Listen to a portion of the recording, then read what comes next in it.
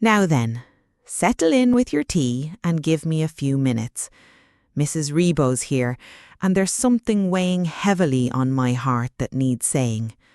I want to tell you about my husband, that man of mine who learns by watching, trying, making mistakes and trying again. A brilliant mind driven by pure curiosity, so he is, but the system nearly convinced him otherwise. Picture this. A bright boy who could take apart anything and put it back together better, who learned by doing, by seeing, by experiencing the world with his hands and eyes. Curiosity was his fuel, still is to this day. But put him in a convent school desk and tell him to sit still, memorize and repeat, well, that's where the trouble started.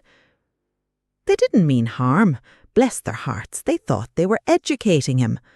But what they were really doing was making a visual learner feel defective for not fitting their one-size-fits-all approach. 20 years it took, 20 years, for him to rebuild the confidence they chipped away at. 20 years of thinking he wasn't clever enough, when the truth was he was too clever for their narrow little boxes. Different doesn't mean damaged, and brilliant doesn't always look the same.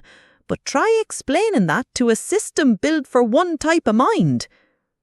I've watched this man create things that would make your jaw drop. Content that helps people, ideas that spark joy, solutions that come from that beautiful, curious mind of his. And all of it nearly got buried under years of "you're not doing it right." Now then, this breaks my heart because I know he's not alone. How many brilliant children are sitting in classrooms right now being told their natural way of learning is wrong? How many curious minds are being convinced they're not smart enough because they don't fit the mould? The 1970s were a different time, sure enough. If you learned differently back then, you were just labelled difficult or slow.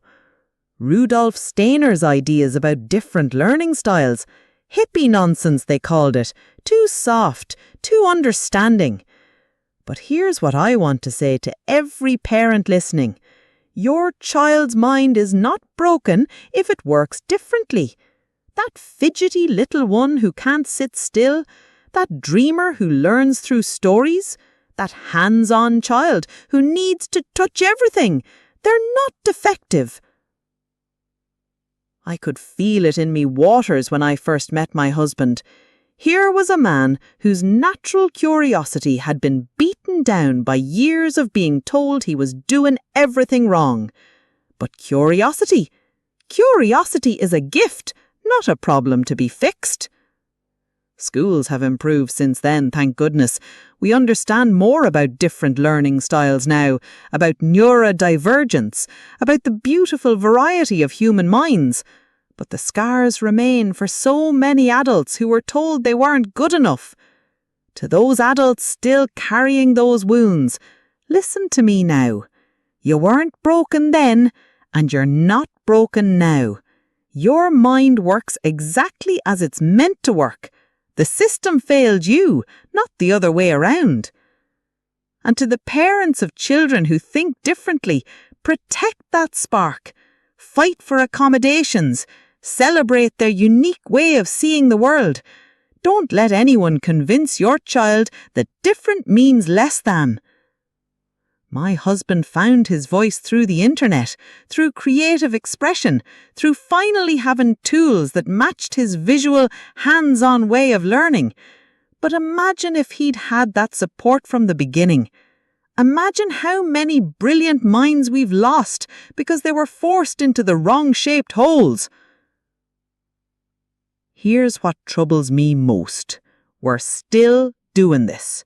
Oh, we're better than we were. But children are still being labelled and limited instead of understood and celebrated. That child who daydreams, they might be the next great storyteller. That one who can't sit still, they might revolutionise how we think about movement and learning. That quiet one who processes differently, They might see solutions the rest of us miss entirely. So here's my challenge to you. Look at the children in your life. Really look at them. What are their natural curiosities? How do they learn best? And then, here's the important part. Honour that. Protect it. Nurture it. Don't let anyone tell them they're wrong for being exactly who they are. Well, there's my truth about children who think different. Now go see the brilliance in every unique mind you encounter. See you soon, and remember, different is not defective, it's divine.